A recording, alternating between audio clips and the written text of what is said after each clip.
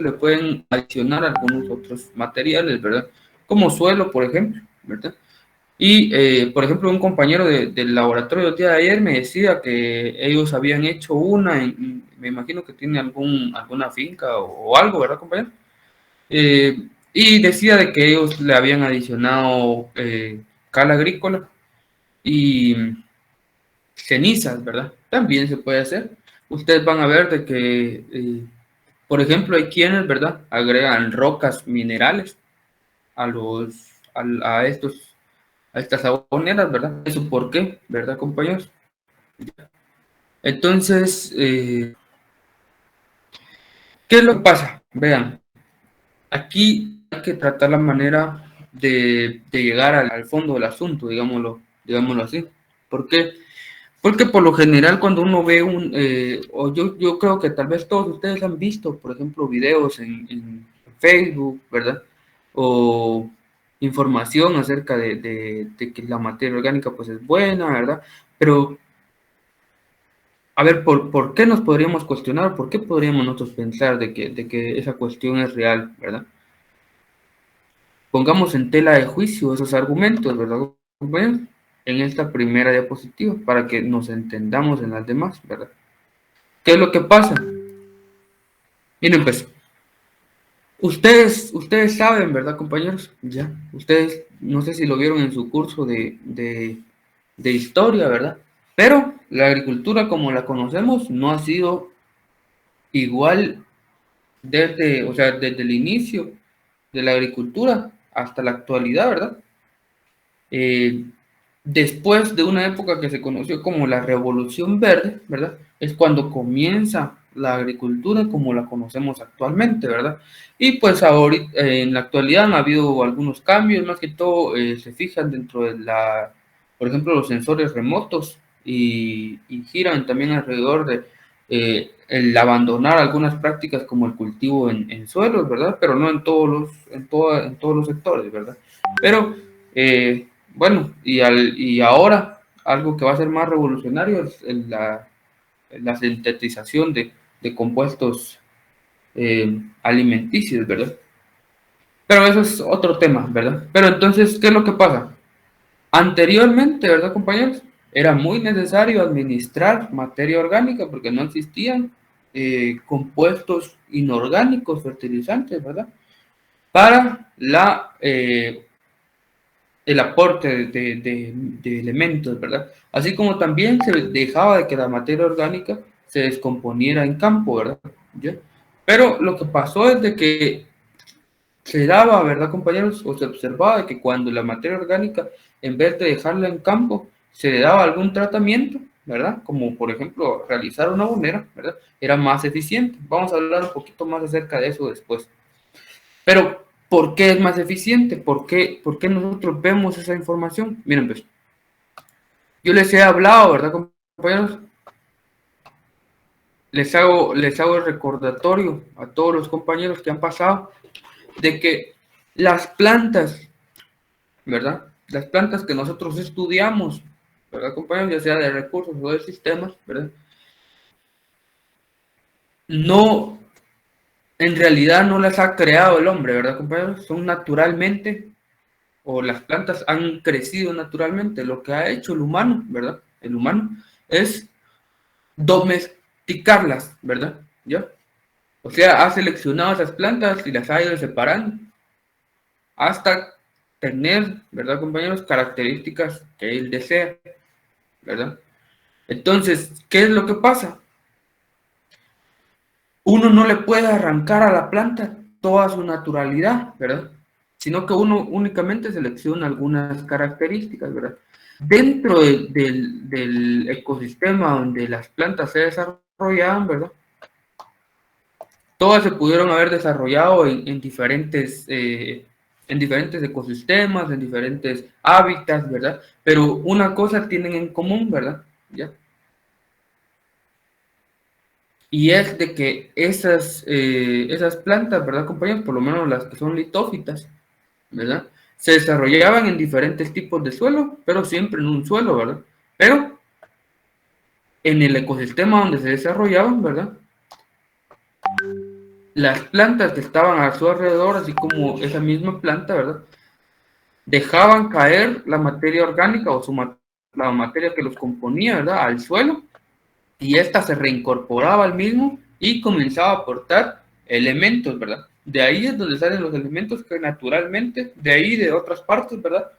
Que naturalmente consumen las plantas, ¿verdad? Pero la materia orgánica no solo aporta los elementos que pueden consumir las plantas, sino que también aporta, ¿verdad, compañeros? Una característica muy importante, ¿verdad? Que ustedes tal vez van a ver en otro curso, ¿verdad? Pero es la característica de la biología de los suelos, ¿verdad? O la microbiología.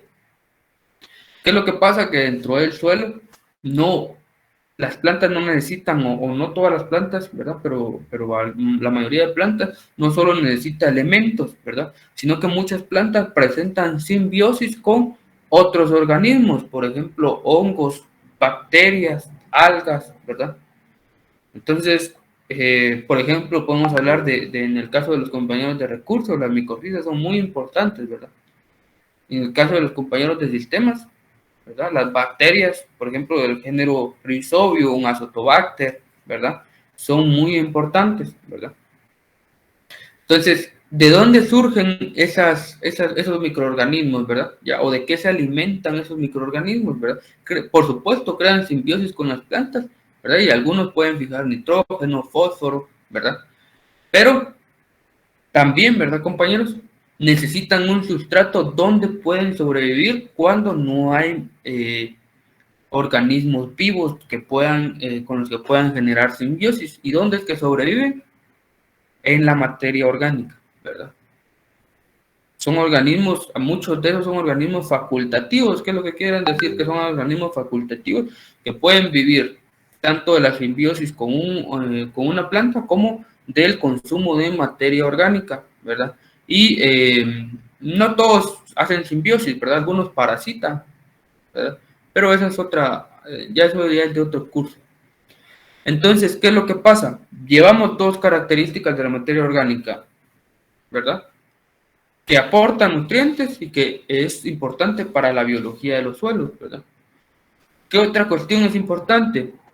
Para la física, ¿verdad? La materia orgánica mejora las características físicas del suelo, como lo es, por ejemplo, densidad aparente, como lo es la infiltración, ¿verdad? La capacidad hidráulica, eh, la porosidad, ¿verdad, compañeros? ¿Ya? Entonces, el conjunto de esas características es lo que hace a la materia orgánica importante, ¿verdad? ¿Ya? ¿Cuál es el problema, por ejemplo, cuando nosotros la comparamos, por ejemplo, con un material inorgánico o un material comercial, ¿verdad? Por ejemplo, un material comercial no aporta microorganismos, ¿verdad? Ni contribuye en gran cantidad a su manutención, ¿verdad? Aporta elementos, sí, ¿verdad? Pero muchos de ellos no aportan nada, ¿verdad? A la física de los suelos, ¿verdad? Así como la materia orgánica también aporta otras características químicas, por ejemplo, la quelatelización de algunos elementos, las cargas, ¿verdad, compañeros? Ya, todas esas características es lo que hace importante la materia orgánica en el suelo, ¿verdad? Y por lo cual es importante que existan, ¿verdad? Porque las plantas están o estaban adaptadas, ¿verdad? A ciertos contenidos de esa materia orgánica en el suelo por su crecimiento natural, ¿verdad? Algunas más, otras menos, ¿verdad, compañeros? ¿Ya?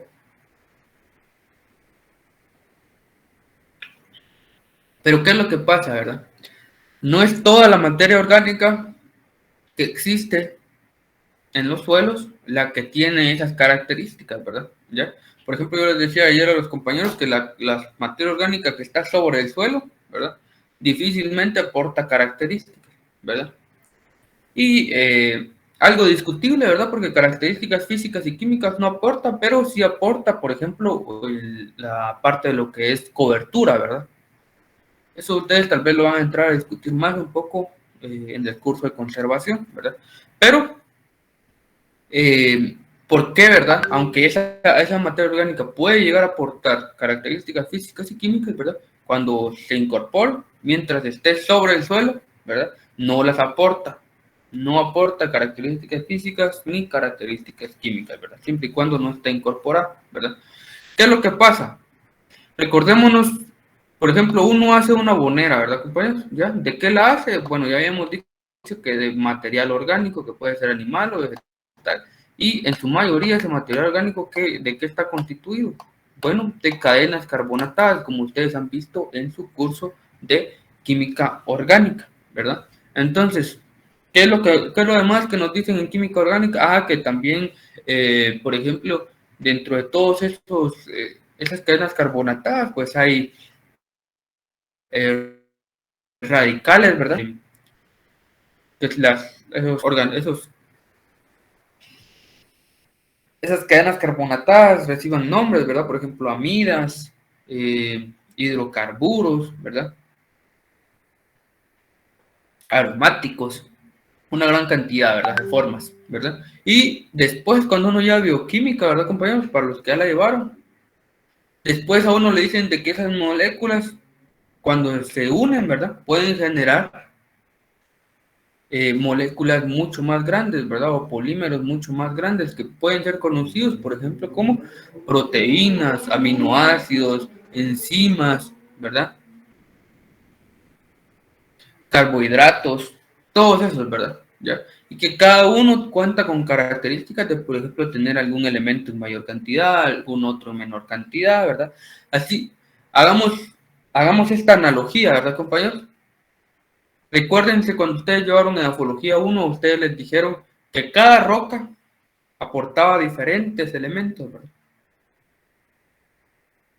Que esta roca se encuentra aquí y esta se da por tales características. Lo mismo es con la materia orgánica, ¿verdad? Exactamente lo mismo, ¿verdad? ¿Ya? Está la roca, ¿verdad, compañeros?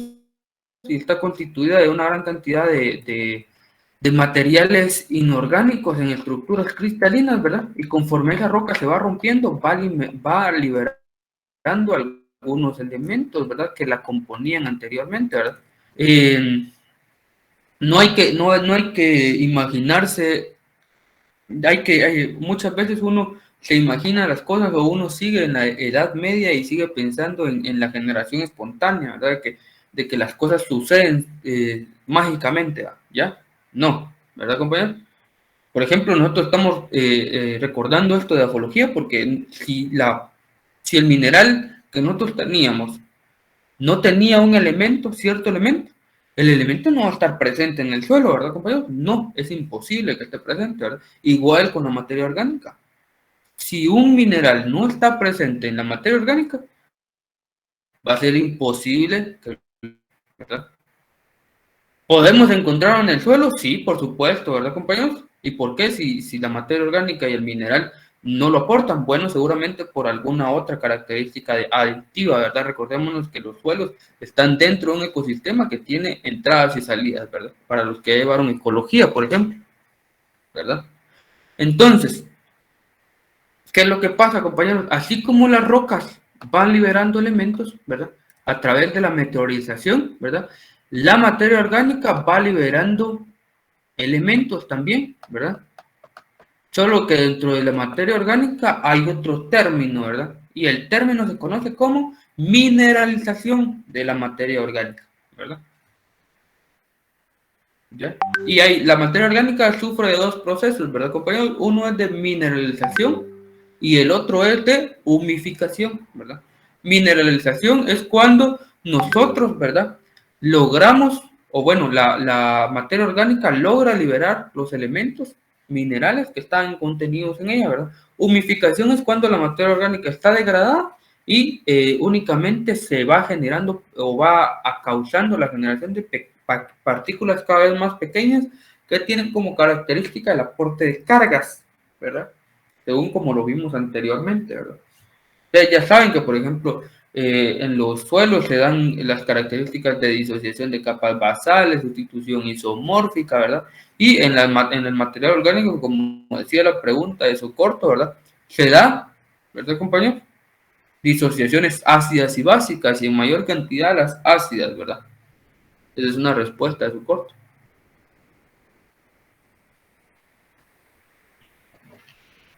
Entonces, ahí es donde encontramos la explicación de por qué la materia orgánica aporta elementos, ¿verdad?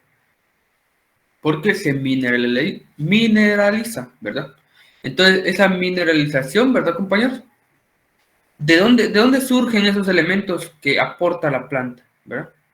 Surgen de que estaban esos elementos constituyendo, ¿verdad? A la planta o al animal que aportó esa materia orgánica, ¿verdad? Y ustedes ya saben que todo es cíclico, ¿verdad, compañeros? ¿Por qué? Porque la planta extrajo esos elementos anteriormente del suelo, ¿verdad? O el animal los extrajo de haberse alimentado de otra planta, o si fue un carnívoro, por ejemplo, el cadáver de un carnívoro, la materia orgánica que aportó, ¿verdad? La, sus, sus nutrientes salen de haberse alimentado de un herbívoro, ¿verdad? Y saben de que el inicio de todos esos elementos, ¿verdad? Surgen de los minerales, así como también de la atmósfera, ¿verdad? Pero eso ya son cuestiones de ciclos de elementos, ¿verdad, compañeros? Que cada uno tiene su ciclo especial. Tal vez ustedes lo vean en la clase o tal vez lo lleguen a ver en fertilidad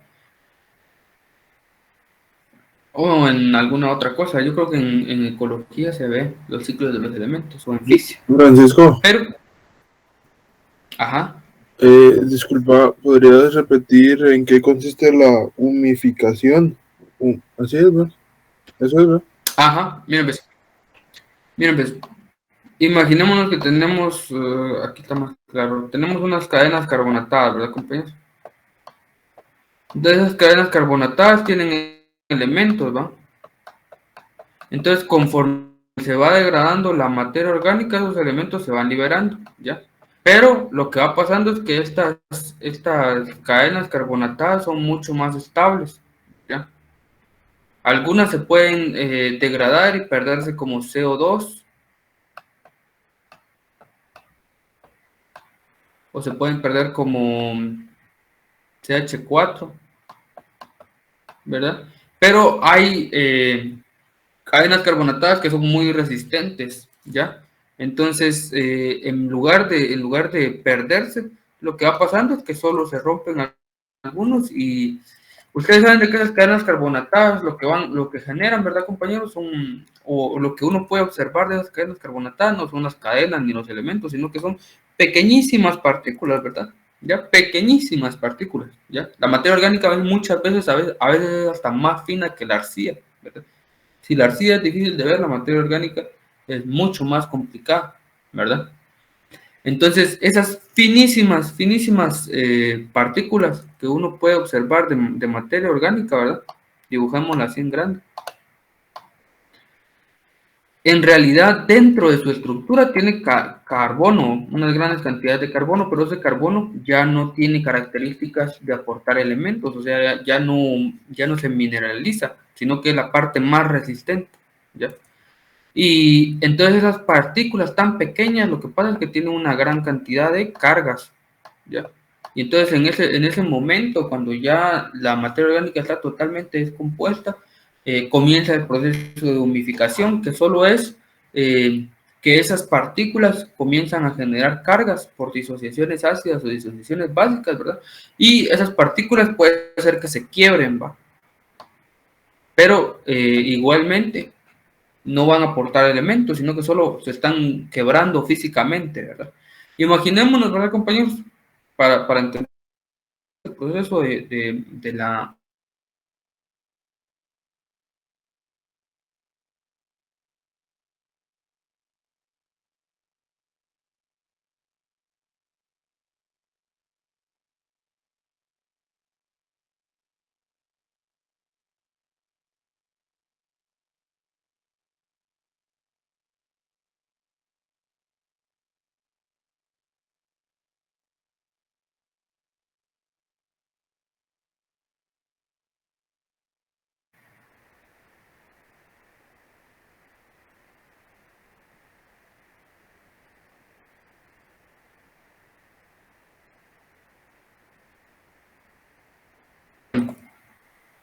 Entonces, miren, pues, ¿qué es lo que hace uno, por ejemplo, cuando uno realiza una bonera, ¿verdad? Cuando uno realiza una bonera, ¿verdad, compañeros? Uno propicia de que se comience o se desencadene el proceso de mineralización y de humificación, ¿verdad?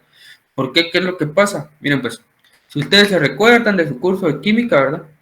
En química general 2 uno ve de que las moléculas, ya sea orgánicas o inorgánicas, para que den una reacción, necesitan, ¿verdad? De una energía mínima de activación, ¿verdad? ¿Qué es lo que quiere decir? De que si no hay esa energía mínima de activación, ¿verdad? No comienza a darse la reacción. Eso es el principio con el cual funciona esta bonera, ¿verdad? Las partículas que están contenidas dentro de la materia orgánica, ¿verdad? Carbonos o otros minerales, ¿verdad? Necesitan de una energía mínima de activación, ¿verdad? Que se da por procesos microbiológicos, ¿verdad? O procesos enzimáticos. Y entonces esa energía mínima de activación, ¿verdad, compañeros? Que necesita la bonera, uno la crea, o que necesita la materia orgánica, la cosa, uno la crea realizando una bonera, ¿verdad? Y pues dentro de la bonera se crean una gran cantidad de reacciones, ¿verdad? Que van a depender de algunos factores que vamos a ir viendo, ¿verdad, compañeros? Y ese, pues ese es el principio, ¿verdad, compañeros? También otra cosa que es de importante mencionar es de que esa energía mínima de activación, ¿verdad? Y la velocidad de la reacción necesitan también de características como lo son algo que hemos platicado, ¿verdad? Que es la teoría de las colisiones, ¿verdad? Mientras más pequeña es una partícula, más colisiones van a haber, ¿verdad? Es otro argumento al cual nosotros podemos acudir dentro de la bonera, ¿verdad? ¿Qué es lo que pasa? Si nosotros en la bonera creemos de que vamos a hacer una buena bonera colocando plantas, ¿verdad, compañeros? Recién cortadas, completas, ¿verdad? Estamos equivocados. Mientras más pequeña la partícula, ¿verdad? Más fácil va a ser que la reacción o desencadenar las reacciones que nosotros queremos va a ser más fácil, ¿verdad? Ese es el principio también de, por ejemplo, las famosas lombricomposteras, ¿verdad, compañeros? Ustedes escuchan de cuál es la diferencia entre una compostera y una bonera normal, ¿verdad? La bonera no tiene lombrices, ¿verdad? ¿Y cuál es la finalidad de colocar lombrices en la lombricompostera, ¿verdad? Las lombrices, ¿verdad, compañeros? Las lombrices vienen y se alimentan de ese material orgánico, ¿verdad? Y después de que se alimentan del material orgánico, lo excretan, ¿verdad? Y cómo lo excretan ya en cantidades o en fracciones muy, muy, muy pequeñas, ¿verdad? Que son más fáciles para los microorganismos de atacar, ¿verdad? Así como también aporta algunas características ácidas por sus, digámoslo así, por sus eh, sistemas digestivos, ¿verdad? Le aplica algunos ácidos orgánicos a la materia orgánica, ¿verdad? Y también algunos microorganismos que posee naturalmente dentro de su microbiota, ¿verdad? Entonces, por eso es de que funcionan las lombricomposteras, ¿verdad? Porque consumen materia orgánica, ¿verdad? Y después la excreta, ¿verdad, compañero? Y aceleran ese proceso, ¿verdad? ¿Qué más les iba a mencionar?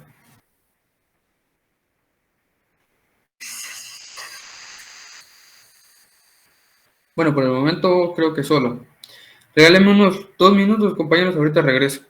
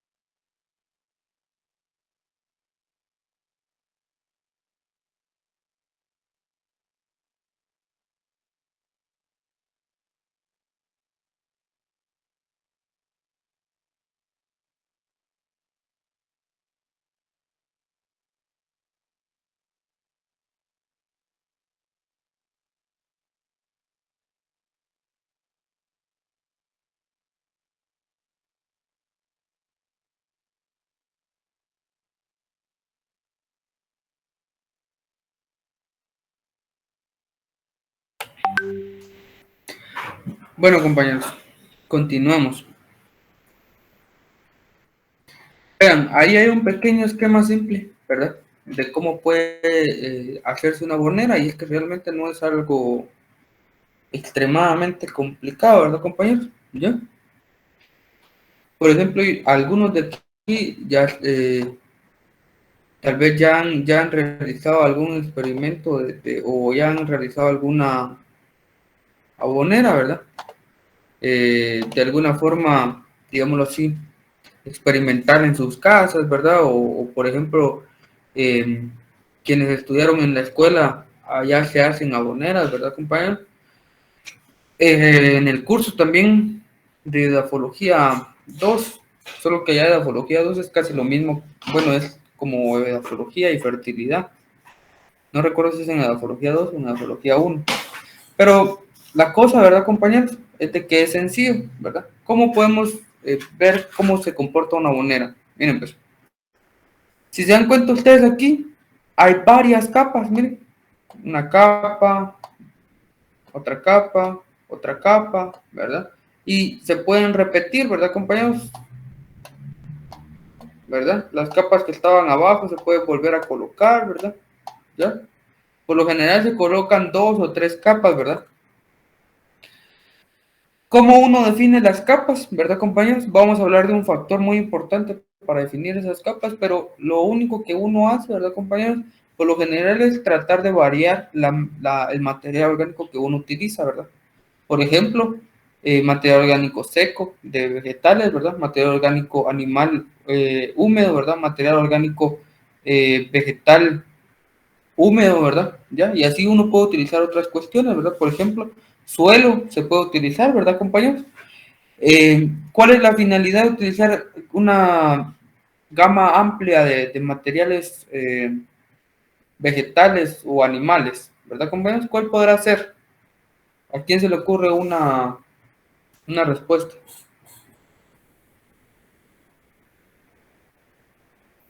Los microorganismos que tiene.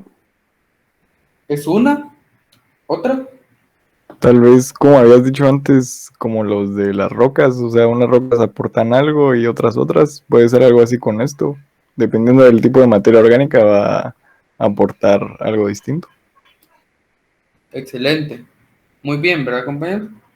Qué buen análisis. Se ganó su punto. Ahí me lo recuerda en la hoja de trabajo. Eso es poner atención, ¿verdad? ¿Qué es lo que pasa, compañeros? Si nosotros utilizáramos un solo material, ¿verdad? No, seguramente nuestra materia orgánica va a resultar deficiente en algún elemento, sino que en varios, ¿verdad? Esa es la finalidad de utilizar varios materiales orgánicos, ¿verdad? Por ejemplo, si ustedes se ponen a pensar, mencionamos 2 grupos grandes de lo que se puede utilizar, ¿verdad? Materiales orgánicos de origen vegetal y materiales orgánicos de origen animal, ¿verdad? ¿Por qué? Porque hay unos elementos que en las plantas son deficientes que en los animales no, y hay elementos que en los animales son deficientes que en las plantas no, ¿verdad, compañeros? ¿Ya? Entonces, esa es la finalidad de utilizar esos 2 grandes grupos, pero nosotros sabemos de que ambos de esos grandes grupos se han alimentado, ¿verdad, compañeros?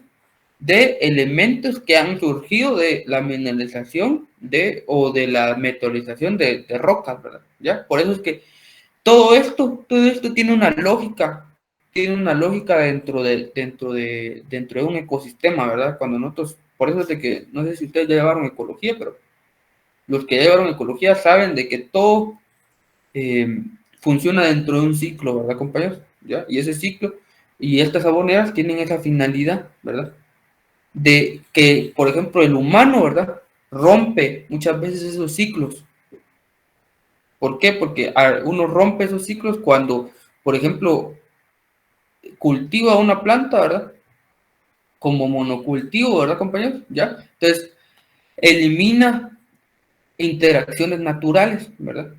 Entonces, el aportar materia orgánica ayuda a evitar esos problemas que causa el romper ciclos, esos ciclos biológicos, ¿verdad, compañeros? ¿Ya? Pero continuando con esa explicación, ¿verdad, compañeros? Esa es la razón por la cual se utilizan diferentes materiales orgánicos, ¿verdad?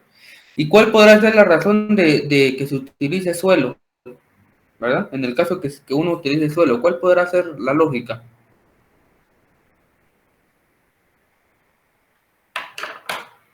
Porque, por ejemplo, en la lombricompostera se utilizan, es un lugar donde utilizan mucho suelo, ¿verdad? Pero ahí es porque naturalmente las lombrices se desarrollan en ese sustrato, pero en una abonera sin lombrices, ¿por qué utilizaremos suelo?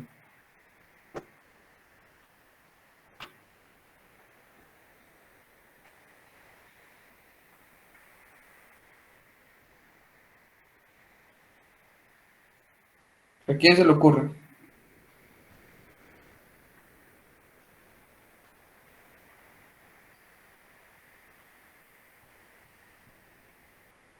¿Alguien, compañero? Para ayudar a la descomposición de los materiales orgánicos, ¿no? ¿Pero cómo?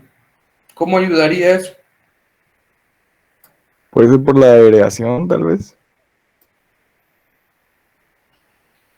No, no por la radiación, no Por por los la. microorganismos.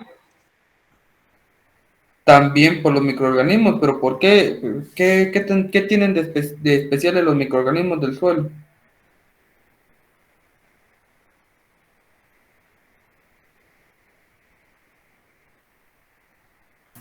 Que se alimentan del material vegetal, ¿no? No está relacionado a lo que has dicho de las pequeñas partículas y a la hora de colisionar. Ya. De las pequeñas partículas, no, todos los microorganismos hacen eso, de que prefieren partículas más degradadas, ¿verdad? Vean, el compañero Minor Antonio fue el que más se acercó, ¿verdad? ¿Qué es lo que dijo usted, compañero? Que los microorganismos se alimentaban del material vegetal que se aportaba. No sé. ¿Verdad? Miren, pues, ¿qué es lo que pasa? Los microorganismos, por ejemplo, que están dentro de la microbiota de los animales, ¿verdad? ¿En qué se enfocan? Se enfocan en degradar los elementos, ¿verdad? Pero para que los pueda aprovechar un animal, ¿verdad? Entonces, por lo general, ahí se generan moléculas que son más aprovechables para los animales, ¿verdad? Porque estaban dentro del sistema digestivo de un animal, ¿verdad? Es así como la microbiota que nosotros tenemos dentro de nuestros estómagos, ¿verdad, compañeros? ¿Ya? Nosotros sabemos de que, por ejemplo, los microorganismos que viven en exteriores o interiores en la materia vegetal, ¿verdad? Hacen lo mismo, ¿verdad? Pero, ¿qué es lo que pasa con los microorganismos que viven en el suelo? Son microorganismos especializados por el ecosistema en el que han evolucionado, ¿verdad? Son especializados en degradar, ¿verdad? Materia orgánica que ya no está viva, ¿verdad? Y que también están especializados por la simbiosis que han creado a lo largo de su evolución, ¿verdad? Con las plantas. Están especializados en generar moléculas, ¿verdad? Que son más fáciles de absorber para la planta, ¿verdad? Recordémonos de que no es lo mismo la absorción de los elementos, ¿verdad? De la planta que la generación de elementos o partículas dentro de la planta, ¿verdad? Son cuestiones más de fisiología, ¿verdad? Pero no es exactamente lo mismo, ¿verdad? Unos son para que la planta los pueda absorber y otros son ya que los elementos están absorbidos en la planta y que puedan ser sintetizados otras biomoléculas dentro de los mismos, ¿verdad? Más conocidos como metabolitos, ¿verdad? Entonces esa es la finalidad de aportar suelo, ¿verdad? ¿Ya? Aportar microorganismos que pueden generar esa descomposición, ¿verdad? Por lo general, ¿verdad, compañeros? O si hablamos de forma general, ¿verdad? Las saboneras, digámoslo así, se pueden definir en dos formas, ¿verdad? O pueden utilizar dos rutas diferentes en general, ¿verdad? Una ruta es el compostaje y otra es la fermentación. Cuando nosotros hablamos de compostaje, pues tiene más características aeróbicas, ¿verdad? Y cuando hablamos de fermentación, tiene más características anaeróbicas, ¿verdad? Por supuesto, en cada uno de estos se generan diferentes microorganismos, porque ustedes ya saben, ¿verdad? De que hay microorganismos que son aeróbicos, otros que son anaeróbicos y otros que son facultativos, ¿verdad? En esto, ¿verdad? En este caso. O sea que pueden darse en condiciones aeróbicas tanto como anaeróbicas, ¿verdad? Por lo general, ¿verdad, compañeros? Es difícil lograr en las saboneras condiciones anaeróbicas, ¿verdad? O generar suficientes microorganismos, ¿verdad? Porque son, digámoslo así, especiales, ¿verdad? No todos los microorganismos o la mayor cantidad de microorganismos son de tipo aeróbicos, ¿verdad? Y una pequeña cantidad son de tipo anaeróbicos, ¿verdad? Entonces, por eso es de que la mayoría de aboneras tienen características aeróbicas, ¿verdad? Algunas tienen características anaeróbicas, se puede mencionar, por ejemplo, los violes y las... Hay unos famosos, no me recuerdo el nombre. Ah,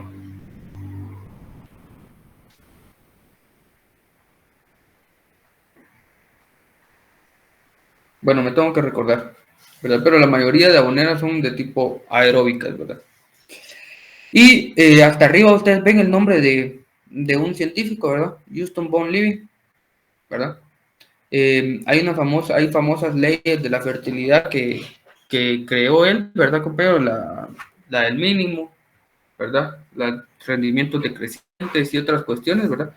Pero hoy no vamos a hablar de eso, ¿verdad, compañeros? Hoy vamos a hablar de los experimentos o vamos a hacer una pequeña mención de los experimentos que hizo Liebig, ¿verdad? Con respecto a la materia orgánica, ¿verdad? Vamos a hablar de esos experimentos por dos cuestiones, para que ustedes vean de que los experimentos que ustedes hacen se han hecho desde una gran cantidad de años, ¿verdad? Y bueno, se siguen haciendo también, ¿verdad? Son muy importantes en la actualidad, ¿verdad? Ver esos comportamientos biológicos, ¿verdad? Pero que tienen una finalidad y que les pueden ayudar en algún momento a tener algún tipo de razonamiento, ¿verdad, compañeros? Es que realmente ustedes tienen que cultivar mucho ese tipo de pensamiento, digámoslo así, a base del razonamiento, ¿verdad? No solo empírico, sino que también experimental, ¿verdad? ¿Qué es lo que hizo Liebig, verdad, compañeros? Vamos a explicarlo. Miren, pues, vamos a dibujar, estas son dos macetitas, ¿verdad, compañeros?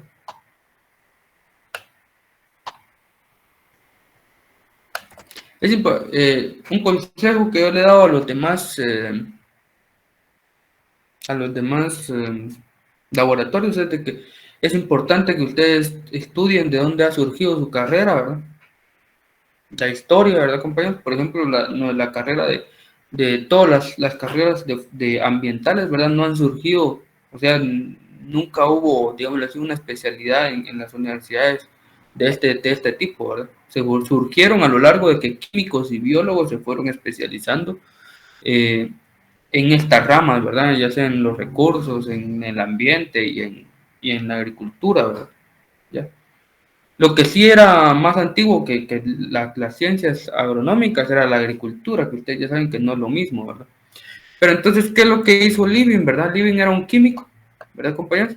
Tomó dos macetas, las sembró unos girasoles ahí, ¿verdad? Las tapó, ¿verdad? Para que nada ingresara y nada saliera, ¿verdad? Y es que en ese tiempo las personas creían de que las plantas se alimentaban del suelo, ¿verdad? ¿Ya? Y ahora algunos podemos decir de forma coloquial de que las plantas se alimentan del suelo, ¿verdad? Pero nosotros sabemos de que, por ejemplo, en ese tiempo, las personas pensaban de que era como que la planta comiera el suelo, ¿verdad, compañeros? ¿Ya? Pero nosotros sabemos de que no es así, sino que la planta se alimenta de elementos que hay dentro del suelo, ¿verdad? Que son retenidos por las partículas efectivamente del suelo, pero no es el suelo como tal el que consumen las plantas, ¿verdad? Entonces, ¿qué es lo que hizo Liebig? Trató la manera de probar esa teoría, ¿verdad? Ya, entonces, de que si las plantas se alimentaban en realidad del suelo, ¿verdad? Entonces, esas plantas, él pesó las macetas, ¿verdad? Sacó la masa de cada una de las macetas, ¿verdad? Entonces él dijo, si las plantas en realidad se alimentan del suelo, ¿verdad? Cuando las plantas terminen de crecer, ¿verdad? Yo voy a tener menor cantidad de suelo en la maceta, ¿verdad? Y efectivamente cuando pesó las macetas pesaban lo mismo, ¿verdad? Entonces, qué es lo que pensó Living? ¿A qué conclusión llegó? De que las plantas no se alimentaban realmente de el suelo, ¿verdad? Sino que de algún contenido, de algo que estaba dentro de ese suelo, ¿verdad? En ese entonces, ¿verdad, compañeros? Al crecimiento de las plantas, también, el crecimiento de las plantas también se le atribuía a un elemento desconocido, ¿verdad? Que se conocía como salitre, ¿verdad? Entonces, ¿qué es lo que hizo Living? Living iba a los campos agrícolas, ¿verdad, compañero? Y en los campos, algunas personas le comentaron de que mientras más descompuesto estaba el salitre, ¿verdad? El salitre provenía de los animales y las plantas, ¿verdad? Mientras más descompuesto estaba el salitre, le daba más nutrición a las plantas, o sea, las plantas crecían más. Entonces, Living hizo el mismo experimento, solo que ahora en unas plantas cultivadas sin salitre, ¿verdad? En unas plantas cultivadas con salitre sin descomponer y otras cultivadas en salitre descompuesto, ¿verdad? Y entonces Living dijo, y llegó a la conclusión, ¿verdad? Bueno, la hipótesis de Living en ese caso era de que el salitre era el elemento, ¿verdad? O era la composición que le daba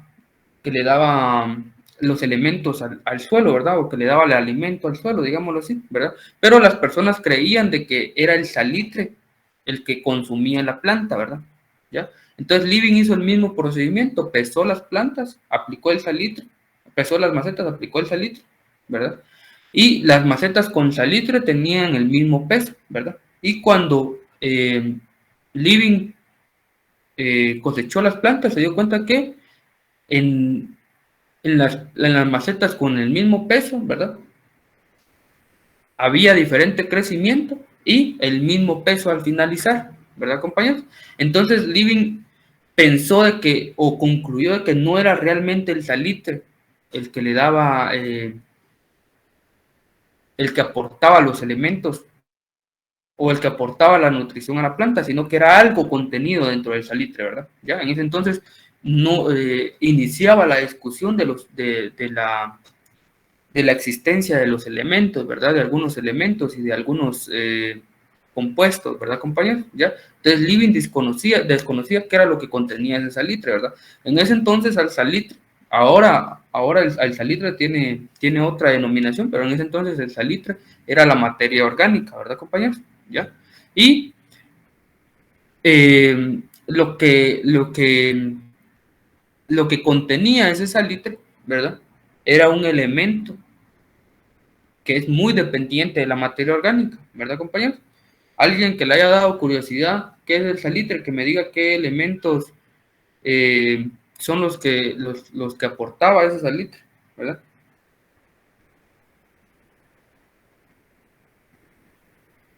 ¿Nadie? Potasio, ¿no? No. Nitrato de potasio. No, nitrato de sodio, perdón. Y nitrato de potasio, creo. Cloruro de potasio. Vean, el salitre, ¿verdad? En ese caso la materia orgánica, ¿verdad, compañeros? Ahora salitre se le denomina solo a un compuesto inorgánico, ¿verdad? Pero en ese entonces el salitre era principalmente materia orgánica, ¿verdad? Pero lo que aportaba esa materia orgánica, que hasta la fecha eso no cambia, ¿verdad, compañeros? Porque es un proceso natural, ¿verdad? Y lo que en realidad quería describir Living, pero no podía observar, ¿verdad? Era que ese salitre ¿verdad? O esa materia orgánica aportaba grandes cantidades de nitrógeno, ¿verdad? Así como también de otros elementos, ¿verdad? Entonces eso era lo que propiciaba que las plantas crecieran en diferentes cantidades, ¿verdad? Ya. Después, otros científicos se dieron cuenta, ¿verdad? Que la descomposición de la materia orgánica, ¿verdad? En ese entonces ya se conocía como materia orgánica, lo que hacía era liberar más y más y más nitrógeno, ¿verdad? ¿Por qué? Porque lo que se descompone a medida que se va descomponiendo la materia orgánica son proteínas, aminoácidos y enzimas que son ricas en nitrógeno, ¿verdad? Entonces, vean, por ejemplo, a ustedes les pueden parecer experimentos muy simples, ¿verdad, compañeros? Pero imagínense el impacto que tuvieron en ese entonces, ¿verdad? Cuando aún se creía en la generación espontánea, ¿verdad? Cuando apenas se estaban descubriendo algunos elementos, ¿verdad? ¿Ya? Y aún en la actualidad, ese tipo de, si ustedes quieren, ¿verdad, compañeros? Busquen ese tipo, modelar una gran cantidad de comportamientos, ¿verdad? Modelar el movimiento de algunos elementos en el suelo, por ejemplo, ¿verdad, compañeros? ¿Ya? O algunas cuestiones más específicas, por ejemplo, ustedes podrán ver, eh, por ejemplo, en algunas regiones que han sido afectadas por irradiación de algunos isótopos radioactivos, valga la redundancia, ¿verdad? Este tipo de experimentos han servido para ver el movimiento de esos elementos en la cadena trófica, ¿verdad, compañeros? ¿Ya? Entonces, esa es la finalidad, no solo que ustedes aprendan algunas características edáficas con esos experimentos, sino que también que sepan de que son métodos que todavía se utilizan en gran cantidad, ¿verdad? Que seguramente van a utilizar en algún momento si ustedes van a hacer un posgrado, ¿verdad? Inclusive en alguna tesis de grado lo van a utilizar. Entonces, ¿verdad, compañeros? Pasemos ya a platicar de los factores que ustedes pueden manejar o pueden estudiar dentro de las aboneras, ¿verdad? ¿Ya? Independientemente, ¿verdad, compañeros? De la abonera que ustedes manejen, ¿verdad? Son importantes estos factores, ¿verdad? Pero vamos a clasificar cuáles son los más importantes, ¿verdad? Y cuáles son los que, digámoslo así, dependen de los factores más importantes, ¿verdad? ¿A quién se le ocurre cuál es el factor más importante de los que están enumerados en esa presentación? La temperatura. Ajá, la temperatura. ¿Alguien más? pH, El pH. ¿Alguien más? La carga humedad, microbiana. la humedad. La humedad, siento yo. pH, Ajá. ¿Quiénes dijeron humedad? Yo y otro compañero. Yo, ¿Por qué humedad? Vamos a ver. porque, por ejemplo, yo me recuerdo que cuando hicimos un proyecto, una pequeña abonera en prácticas generales 2, teníamos que estar controlando los niveles de agua que se le tenía que estar echando a la abonera, desde un principio, pues. Ya. Ajá. ¿Y el compañero Marco? La misma respuesta, porque Ah, también le hice el mismo experimento. Y si no genera gusanos o algo así también. ya. Vean, pues. ¿Qué es lo que pasa, compañeros? Miren, pues. Vimos en la presentación anterior que hay dos tipos de aboneras, aeróbicas y anaeróbicas. ¿Qué quiere decir? De que hay organismos que viven sin oxígeno y organismos que viven con oxígeno, ¿verdad? Y esos organismos pueden llevar el proceso, ya sea en condiciones de oxígeno o en condiciones sin oxígeno, ¿verdad? ¿Qué tendrán en común, verdad? Eso es lo que tienen en discrepancia esos organismos, pero ¿qué tendrán en común esos organismos? De que no sobreviven sin agua, ¿verdad, compañeros? ¿Ya? Pueden estar sin oxígeno algunos, ¿verdad? Y otros pueden vivir con oxígeno, ¿verdad? Pero no pueden vivir sin agua, ¿verdad? Y el agua es la humedad, ¿verdad, compañeros? ¿Ya? Entonces los compañeros tienen razón, ¿verdad? Pero los compañeros Está muy bien eso, porque lo hacen en base a la experiencia, ¿verdad? Es un pensamiento deductivo, ¿verdad? Así como el que tuvo Living, ¿verdad, compañeros? Living comprobó una hipótesis a partir de un experimento, ¿verdad? Igual los compañeros, ¿verdad?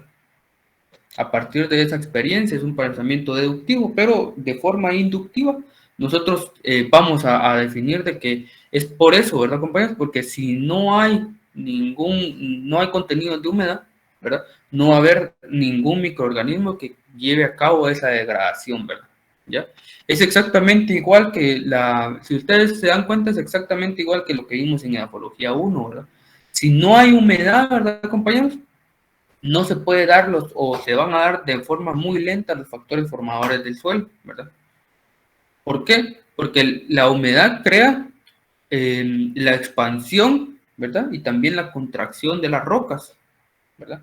Que es un factor que las puede romper, ¿verdad? Así como también logra que los microorganismos y las plantas que pueden crecer dentro de esas rocas, ¿verdad? O romper esas rocas por meteorización, tengan vida, ¿verdad? Y otros procesos, ¿verdad? Por eso es de que, si ustedes se recuerdan, en zonas áridas, ¿verdad? Que hay poca humedad, ¿verdad? La meteorización es mucho más lenta, ¿verdad? Entonces, ¿qué es lo que pasa? Igual, ¿verdad, compañeros? En la materia orgánica, ¿verdad? En la descomposición de la materia orgánica es primordial la humedad, ¿verdad? De ahí, compañeros, hay otro factor que es bien importante, ¿verdad? Ya coronamos la humedad como el factor número 1, ¿verdad? ¿Cuál será el factor número 2?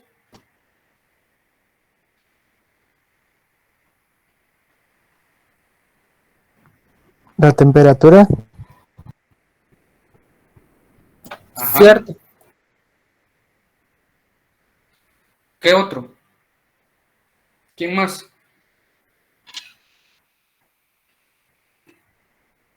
No será el oxígeno. No, el segundo factor más importante no es el oxígeno. La carga microbiana. No, tampoco. Y solo, ¿qué es relación C partido N? C y N significa carbono y nitrógeno. Está bien, gracias. Vamos a ver, dice Jason Alexander Gómez Ruano, dice relación carbono-nitrógeno, ¿verdad? Esta es la segunda más importante, miren, compañeros.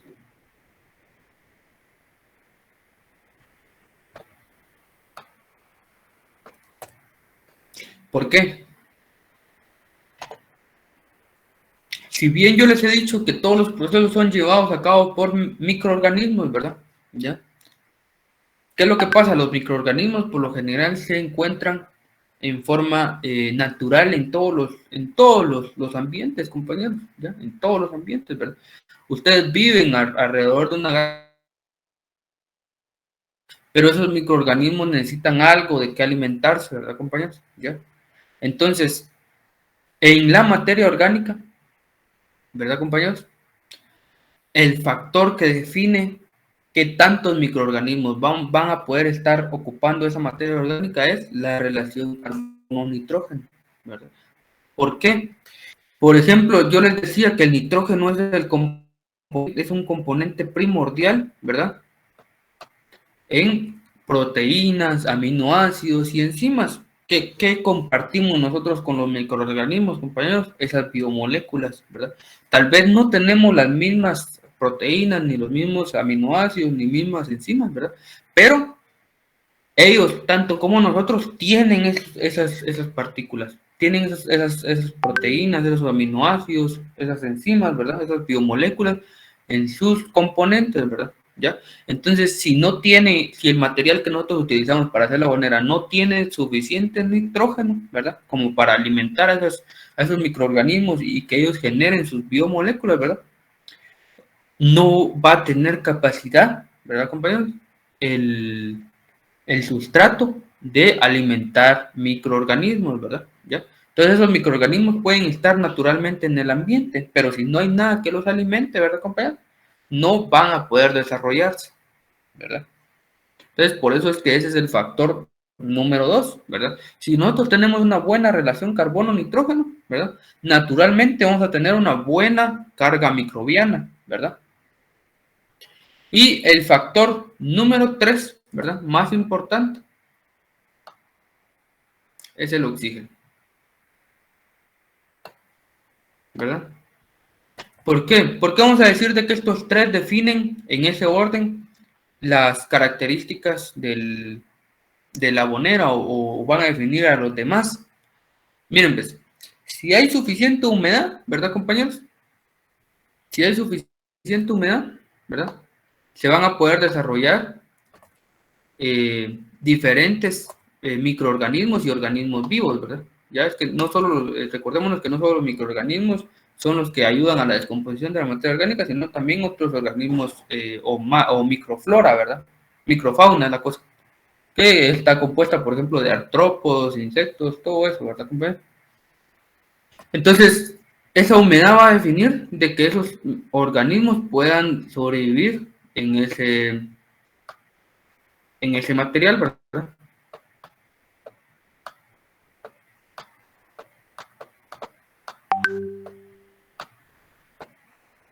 Ahora que definimos de que los organismos pueden estar vivos en el material, ¿verdad? Nosotros tenemos que definir qué tanto alimento pueden tener dentro de ese material y eso va a definirlo la relación carbono-nitrógeno, ¿verdad? Si la relación carbono-nitrógeno, ¿verdad, compañeros? Es muy alta, ¿qué quiere decir? Que hay más carbono que nitrógeno. ¿Por qué? Porque recordémonos, miren, pues, la relación carbono-nitrógeno es el contenido de carbono de un material dividido su contenido de nitrógeno, ¿verdad? Entonces, si el numerador es muy alto, ¿verdad? Entonces va a haber una mayor cantidad de nitrógeno, de carbono, ¿verdad? Entonces, si el denominador es alto, ¿verdad? Va a haber una mayor cantidad o si el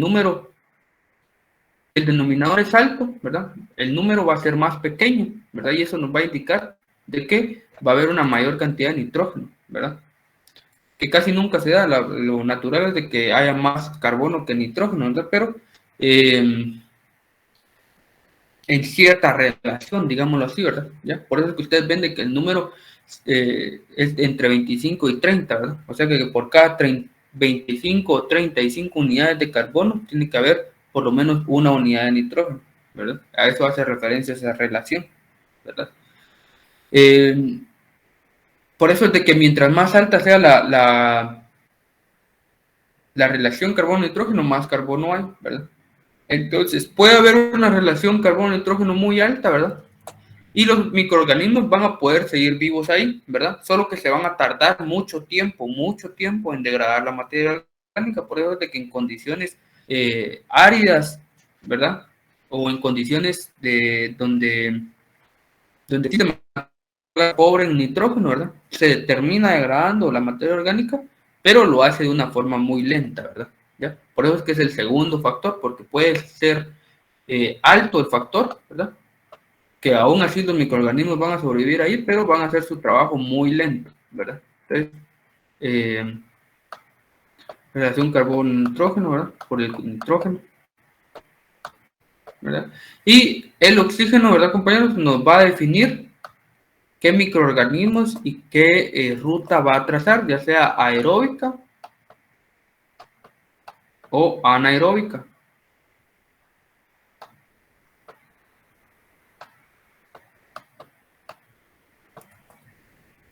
¿Verdad? ¿Y cómo es que estos tres factores definen a los otros? ¿Verdad, compañeros? ¿Qué es lo que pasa? De ahí, ¿verdad, compañeros? Un factor que es muy importante es la temperatura, ¿verdad? Digámoslo así, el cuarto factor más importante es la temperatura. Si hay suficiente humedad, ¿verdad, compañeros? Y hay una buena relación carbono-nitrógeno, ¿verdad?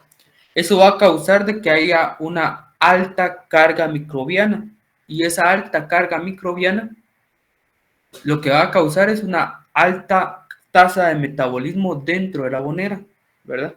Si hay una alta tasa de metabolismo dentro de la carbonera, significa que algo tiene que estar generando ese metabolismo y son los microorganismos, ¿verdad? Y si hay una alta tasa metabólica, eso nos quiere decir de que la temperatura va a estar alta, ¿verdad?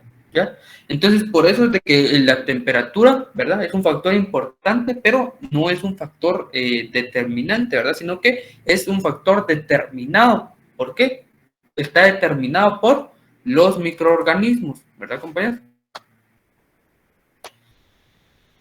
Y los microorganismos, a su vez, están determinados por los factores que ya mencionamos, ¿verdad?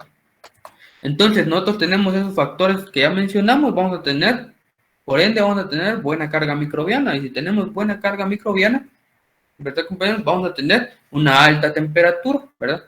Y cuando tenemos una alta temperatura, buena carga microbiana, ¿verdad? Los microorganismos tienen la capacidad muchas veces de regular el entorno en el cual se encuentran, ¿verdad? ¿Y cómo lo regulan? Según la liberación de ácidos y bases, ¿verdad? Y según esa relación, ¿verdad? Vamos a observar un diferente pH, ¿verdad? Sin embargo, ¿verdad, compañeros? No quiere decir de que uno no tenga que regular o mantener todos esos factores, ¿verdad? Uno tiene que tratar la manera o hay formas de regular esos factores de esa forma, ¿verdad? Pero por lo general, lo que más se maneja es la humedad, ¿verdad? Y la relación carbono-nitrógeno, ¿cómo se maneja, verdad? Como lo dijimos al principio, ¿verdad, compañeros? Utilizando una gran cantidad de o diferentes formas de material orgánico, ¿verdad? Lo que decía el compañero. Si nosotros utilizamos un solo material que es pobre en relación carbono-nitrógeno, ¿verdad? Nuestra abonera se va a tardar demasiado, ¿verdad, compañeros? En descomponerse, ¿verdad? Por eso es que se utiliza, por ejemplo, la parte esta de material orgánico animal, ¿va? De origen animal, ¿verdad? Y pues ahí están los rangos en los cuales tiene que entrar cada uno, ¿verdad, compañeros? Ya los ideales. En el caso del oxígeno, ustedes saben de que si es anaeróbico, el proceso pues va a ser menor, va a ser menor, cercano a cero, la saturación de oxígeno, ¿verdad? Y la carga microbiana, ahí donde dice UFC, ¿verdad, compañeros? Significa unidades formadoras de colonias, ¿verdad?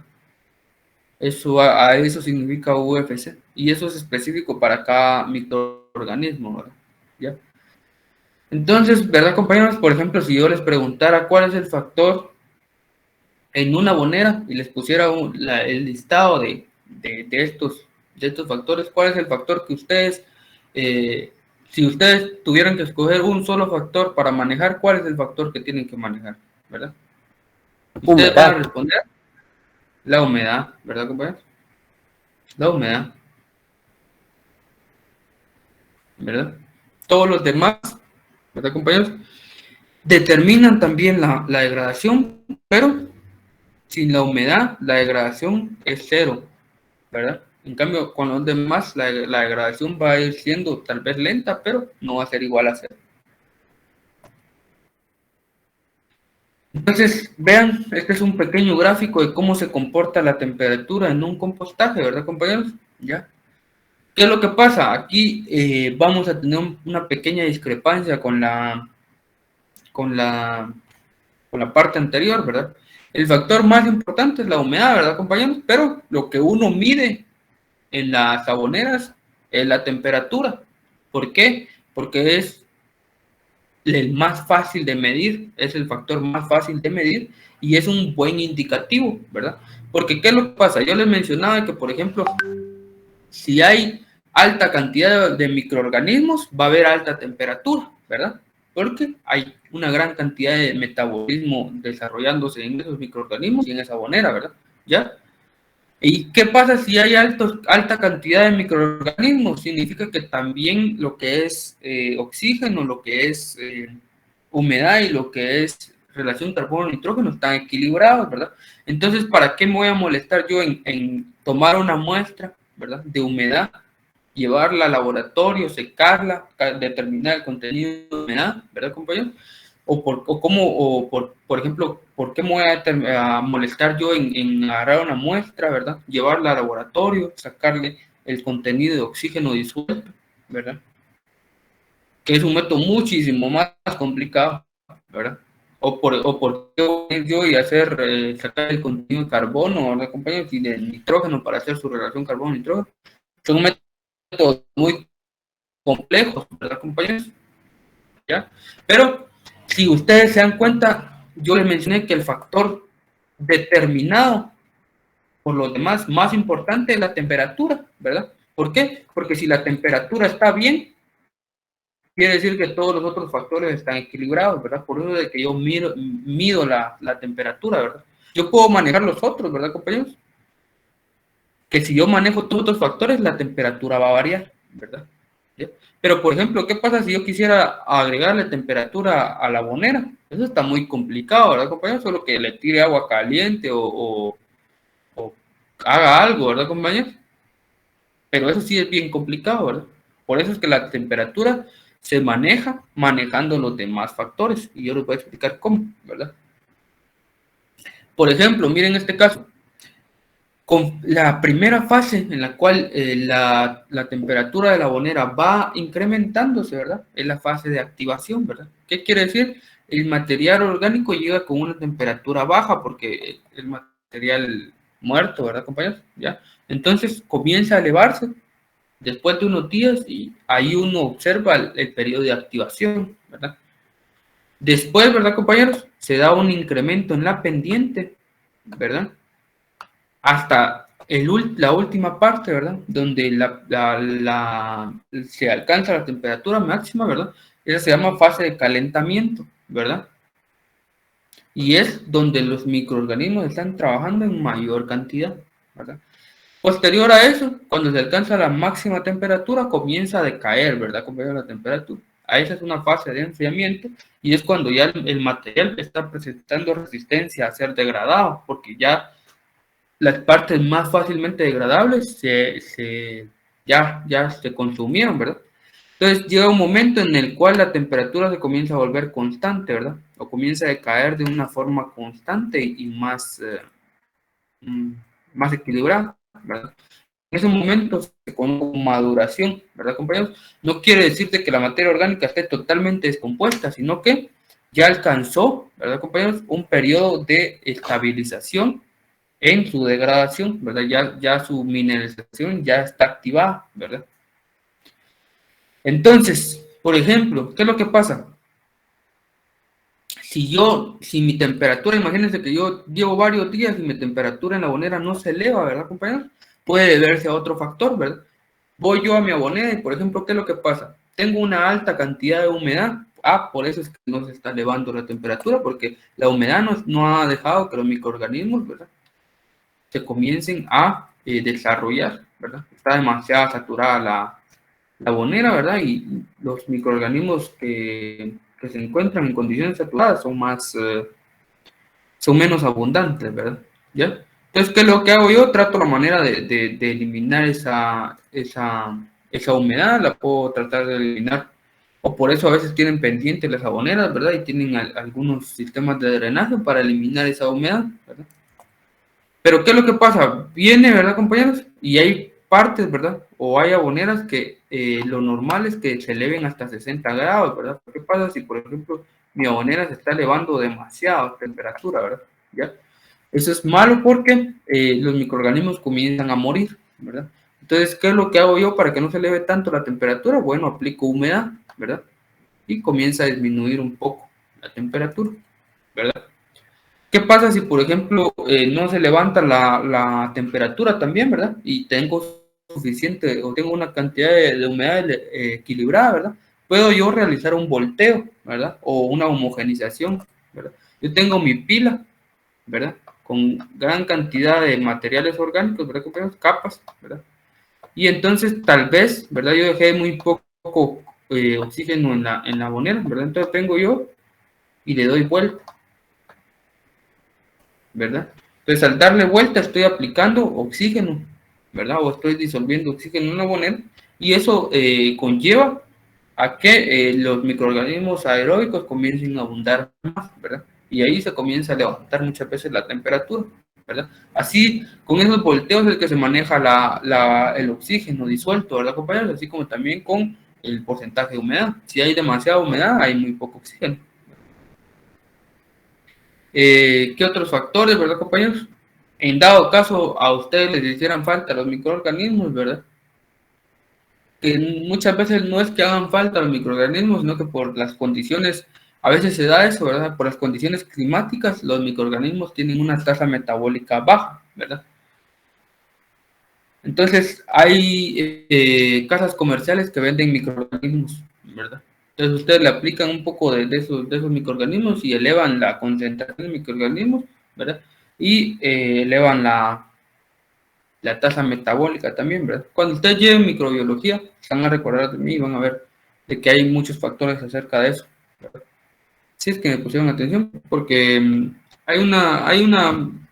se puede hacer una buena discusión ahí de saturación de organismos, metabolismo y elementos, pero eso es de otra cosa, de otro curso. Entonces, ¿verdad, compañeros? Aquí hay una gráfica un poquito mejor, ¿verdad? Si ustedes se dan cuenta, está al inicio, ¿verdad? O la fase de calentamiento se conoce también como etapa mesófila, ¿verdad? De ahí se da la fase, no, la fase de activación en la mesófila, de ahí se fue la fase de calentamiento, la termófila, ¿verdad? De ahí la etapa de enfriamiento es la normal y la de maduración, ¿verdad? Entonces, si ustedes se dan cuenta, ¿verdad, compañeros? Hay dos gráficas, ¿verdad? Lo que pasa es que está esta también y está esta. La primera que yo les señalé es para pilas o para boneras que se voltean, ¿verdad? ¿Ya? Y la segunda es para boneras que no se voltean. Entonces, si ustedes se dan cuenta, mientras una ya alcanzó, después de varios días, una ya alcanzó su periodo de maduración, la otra apenas está comenzando su periodo de enfriamiento, ¿verdad? ¿Ya? O está en una fase termófila todavía, ¿verdad?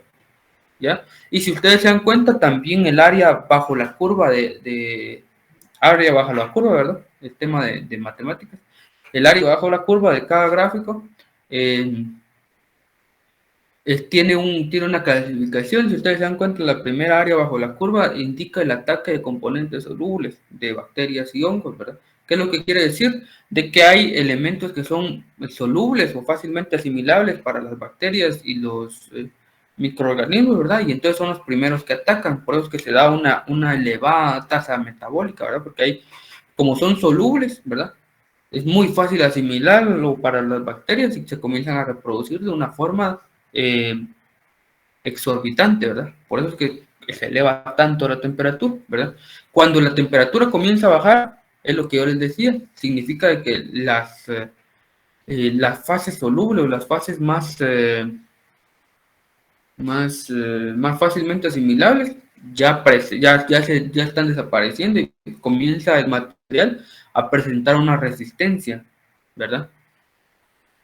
A ser degradado. Y entonces ahí es donde ya comienza, ¿verdad? Los microorganismos a descomponer polímeros, que ya es una mineralización, ¿verdad? ¿Ya? Entonces descomponen los polímeros más fácilmente, los que se pueden descomponer más fácilmente, ¿verdad? Y después, cuando entra la fase de maduración, ya se quedan los microorganismos descomponiendo los polímeros más complicados, por eso es que se vuelve constante, ¿verdad? ¿Ya? Que cuando se vuelve constante, yo les decía que no es que la mineralización llegue a cero, sino que se vuelve un poco más baja, ¿verdad? Porque ya son difíciles de mineralizar los elementos, ¿verdad? Y como también ya se comienza a presentar una dificultad en el tema de lo que es la descomposición, comienza una formación de humus, ¿verdad? Que es material que no está, o que ya no puede ser descompuesto, ¿verdad? ¿Ya?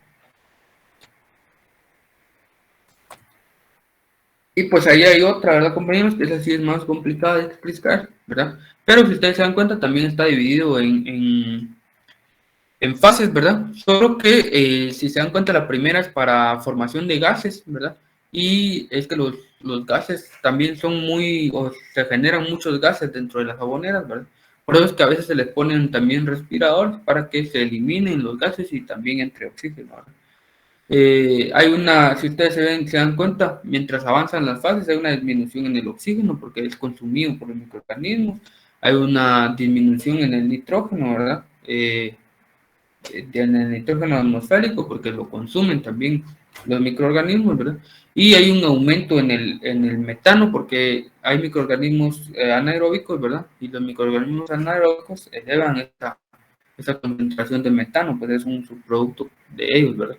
Y una elevada concentración también de CO2. Y abajo, características del lixiviado son las agüitas, ¿verdad, compañeros? Que salen de esa bonera, ¿verdad? Y por lo general son biomoléculas, ¿verdad? Solubles o altamente solubles, ¿verdad? Con características ácidas, eh, que también pueden ser biomoléculas líquidas que no eran aprovechables o que no podían aprovechar algunos microorganismos, ¿verdad? Recordémonos que los microorganismos no es que sean mágicos y descompongan todos los las moléculas, ¿va? Solo descomponen algunas y hay otras que no las pueden descomponer. Por ejemplo, también algo que se me olvidó mencionarles, ¿verdad, compañeros? Pero vaya que me recordé, pero no es que no sea, no es que no se los pueda mencionar ahorita, ¿verdad? Es que, por ejemplo, ¿cuál es la importancia de dentro de la bonera aplicar material orgánico animal, ¿verdad? Es de que la microbiota animal, ¿verdad? Se centra en comer las partículas que son difíciles de descomponer, la celulosa, la hemicelulosa,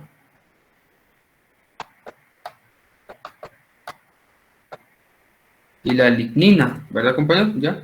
Entonces, de esos, ¿verdad? Hay una parte de la lignina que es la que se convierte y celulosa, ¿verdad? Que es la que se convierte en humus, ¿verdad?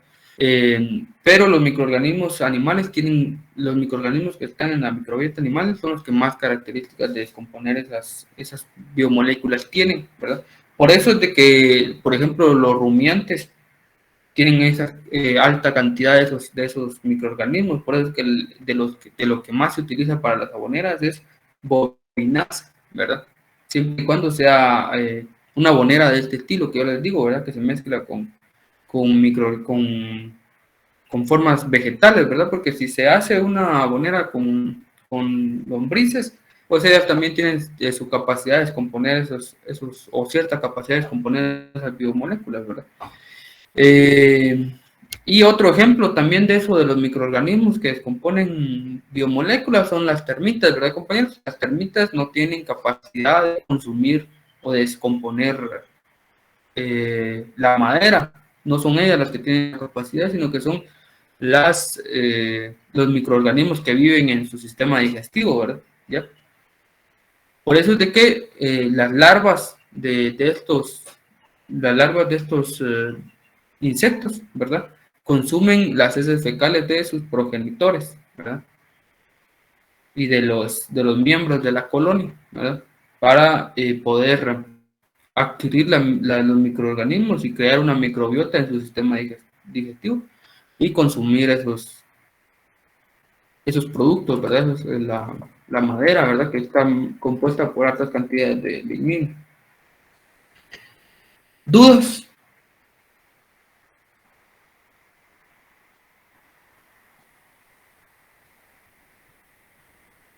Todo bien, Francisco.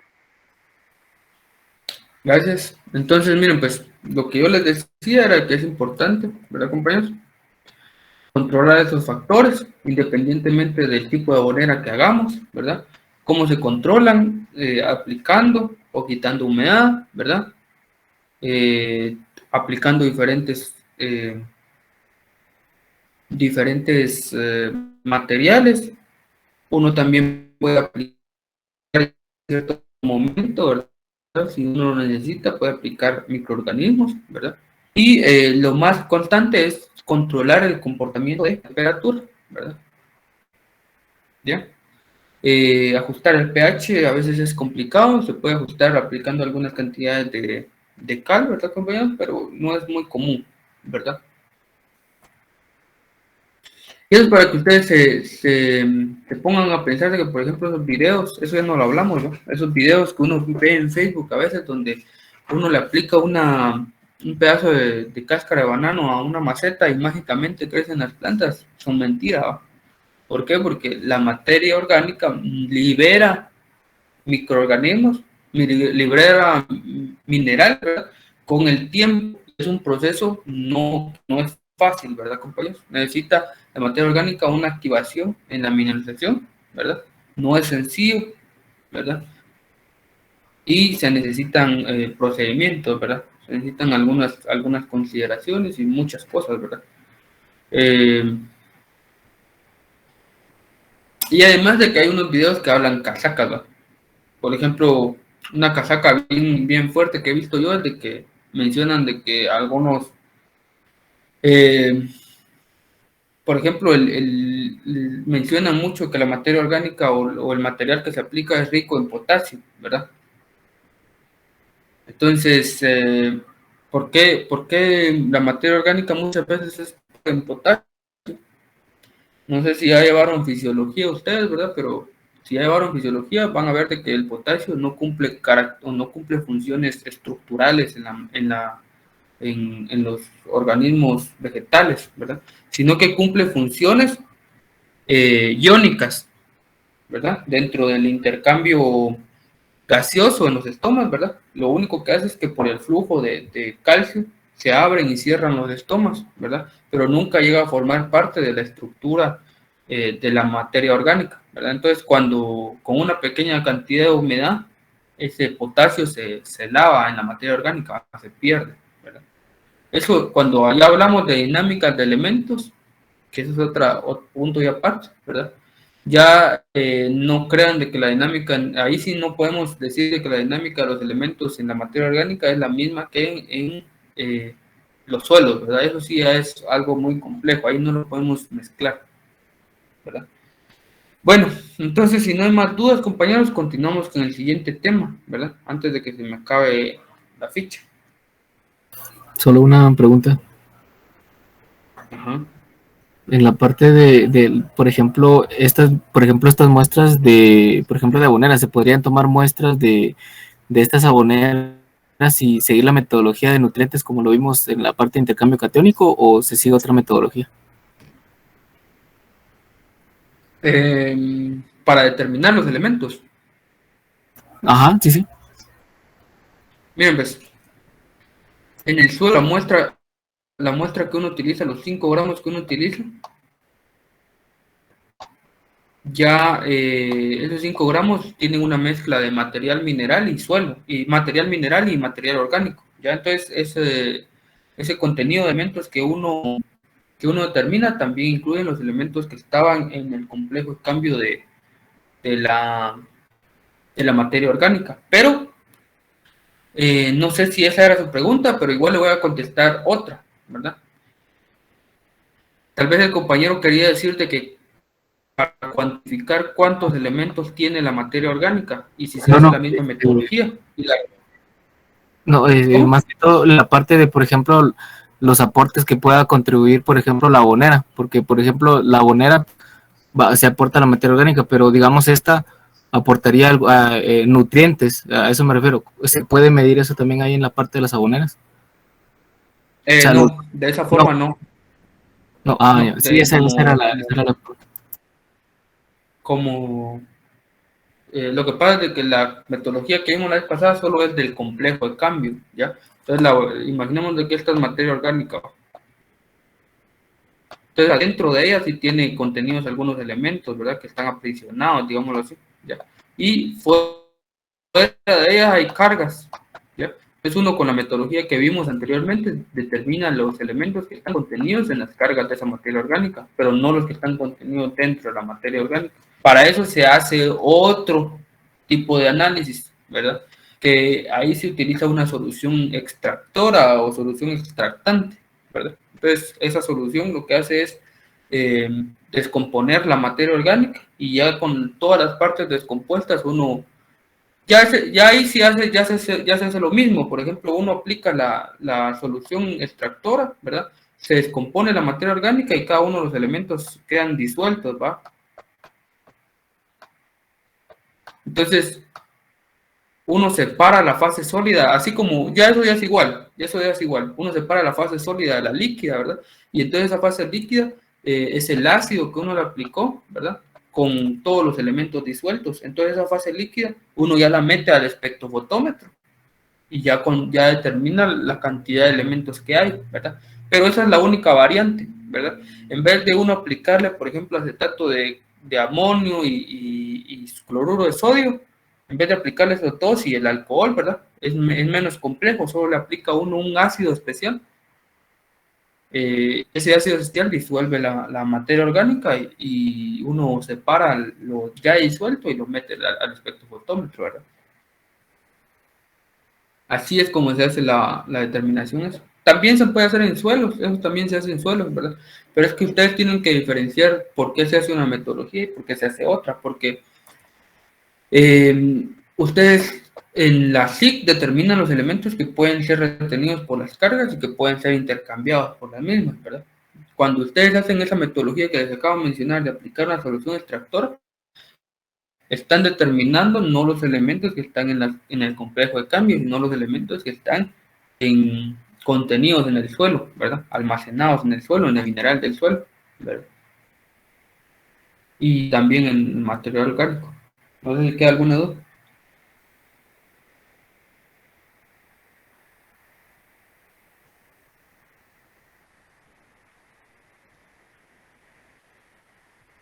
¿No? Bueno.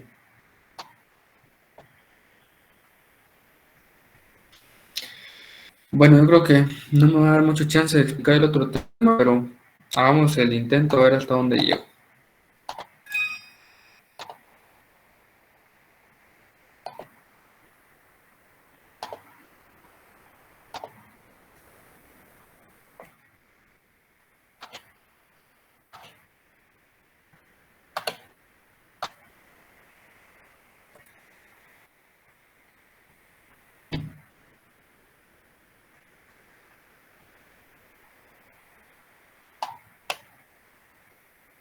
Bueno, compañeros, vamos a ver la determinación de la materia orgánica. Eso es lo que nos toca, ¿va? La otra semana vamos a terminar de ver el tema y vamos a repasar un poco de lo que hemos visto. Entonces, pasémonos a ver la importancia de la determinación de la materia orgánica, ¿verdad? Yo les hablaba a los compañeros de otros laboratorios, ¿verdad? De que si una práctica es importante dentro de este laboratorio, ¿verdad? Y si algo es importante dentro de este curso, ¿verdad? Es que ustedes aprendan esta parte, ¿verdad? Y aprendan a dimensionar por qué es tan importante, ¿verdad?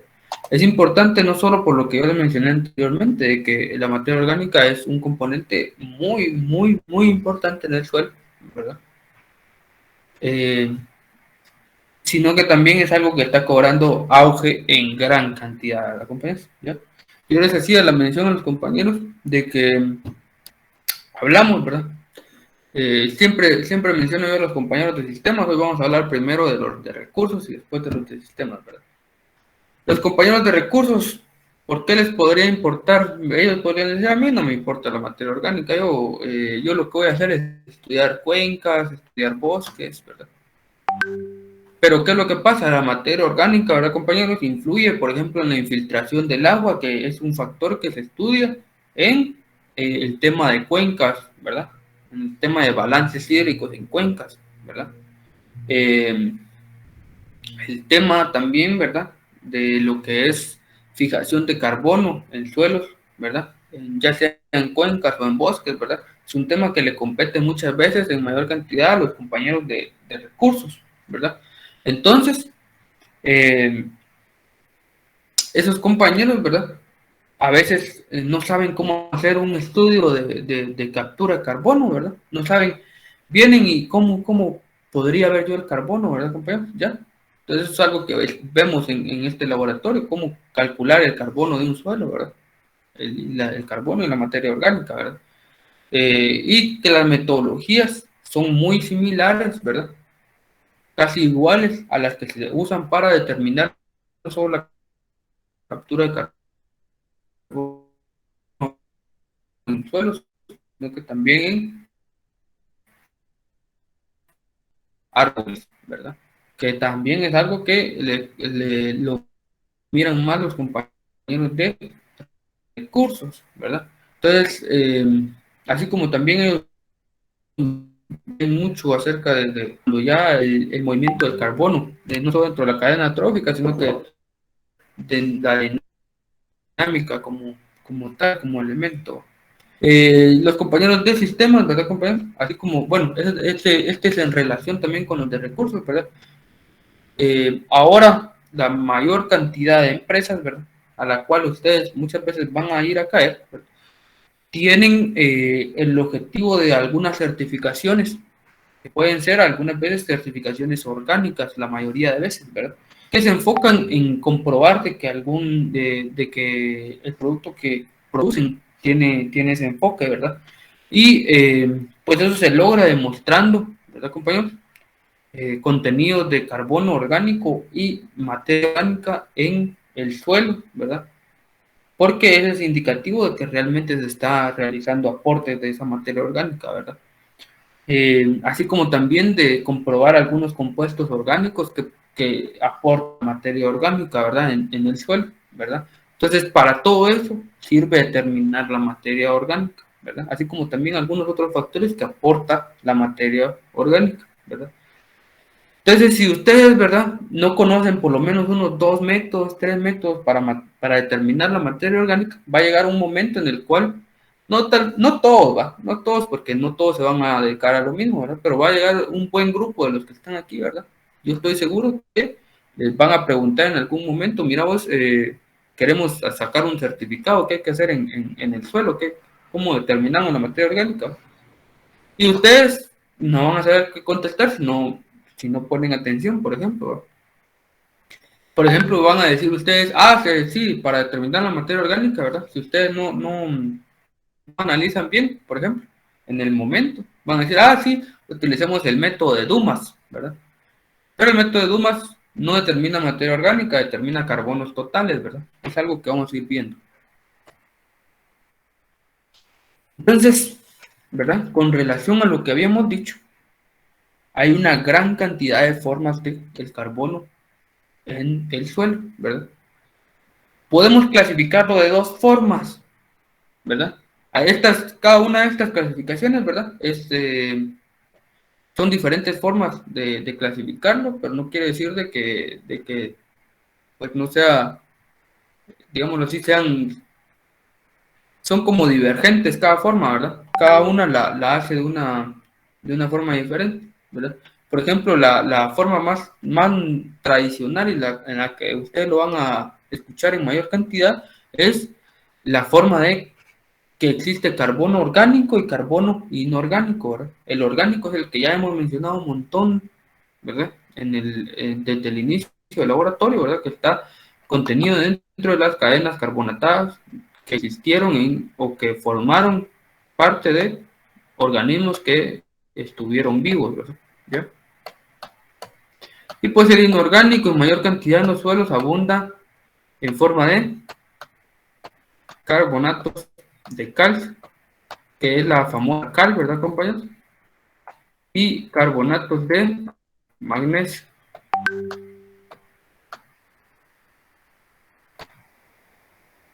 Que estos son en menor cantidad, más volátiles, otras cuestiones, ahí las vamos a platicar. Entonces, la materia orgánica, ¿verdad, compañeros? Por supuesto, está constituida de carbono orgánico, ¿verdad? Algo que ustedes tienen que saber, ¿verdad, compañeros? Es de que la materia orgánica no es 100% carbono orgánico, aunque de alguna forma la lógica nos diga que sí, ¿verdad? Pero recordémonos de que materia orgánica, ¿verdad? La materia orgánica es el fragmento, ¿verdad? Vegetal o animal, ¿verdad? Pero dentro de ese fragmento, ustedes saben que la composición son cadenas carbonatadas, ¿verdad? Pero recuerden de que esas cadenas carbonatadas no solo tienen carbono, sino también tienen hidrógeno en grandes cantidades, nitrógeno, ¿verdad? ¿Ya? Entonces, por ejemplo, la materia orgánica solo tiene cierto porcentaje de esas, pues, la materia orgánica está constituida por cierto porcentaje de carbono, porque lo demás está constituido por otros elementos, ¿verdad? Entonces, por eso es que no son lo mismo, ¿verdad? Pero la importancia es de que a veces se estudia la materia orgánica a través del carbono orgánico. ¿Qué quiere decir? Determina uno carbono orgánico, ¿verdad? Y después utiliza un factor para convertirla a materia orgánica, ¿verdad? Porque a veces es difícil determinar exactamente la materia orgánica, ¿verdad? Es más fácil determinar el carbono orgánico, ¿verdad? Y a la sumatoria de carbono orgánico más carbono inorgánico que contiene el suelo se le conoce como carbonos totales, ¿verdad? Que por ejemplo es lo que yo les mencioné, que determina el método, el famoso método de Dumas. Según una actividad que puede tener en el suelo, se determina como activo y pasivo, ¿verdad, compañeros? El pasivo es el que no tiene efecto en el suelo. Bueno, el pasivo es el que está, imagínense que cuando ustedes ven hojarasca sobre la superficie del suelo, ese es carbono pasivo, ¿verdad? Porque es materia orgánica que está compuesta por carbono y no está teniendo ningún aporte físico ni químico al suelo, ¿verdad? Solo está sobre él, ¿verdad? Y por eso es que es pasivo superficial, ¿verdad? El pasivo superficial, lo que pasa, ¿verdad?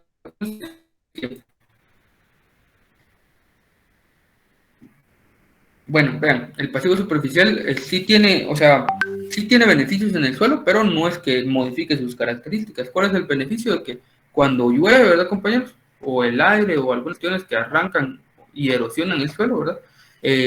La materia orgánica que está en él lo puede proteger, ¿verdad? Pero no está teniendo realmente interacción con el suelo, sino que es un beneficio como indirecto, ¿verdad? El acumulado, ¿verdad, compañeros? Ustedes ven una fracción de materia orgánica sobre el suelo y ese genera pequeñas partículas que no se han logrado incorporar al suelo,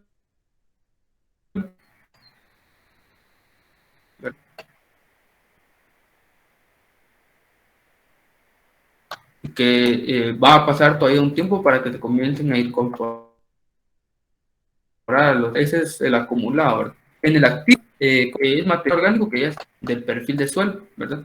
En descomposición, ¿verdad, compañeros? Quiere decir de que es material que ya está dentro del perfil, que ya tiene características físicas y químicas, pero que no está humidificado, sino que está todavía en proceso de degradación oxidable, que es un carbono que valga la redundancia, ¿verdad? Sufre en grandes cantidades la reacción química de oxidación, ¿verdad? ¿Y qué quiere decir que sufre en grandes cantidades de oxidación? Es material que está, ¿cómo decirlo? Está afectado por las bacterias en gran cantidad, ¿verdad? Y aquí en obviemos el inorgánico, ya lo explicamos, ¿verdad? Y según su aporte, ¿verdad, compañeros? Puede ser mineralizable, ¿verdad? O sea, puede aportar nutrientes, ¿verdad? Según su aporte de la química, ¿verdad? Puede ser mineralizable y puede ser humidificado, ¿verdad?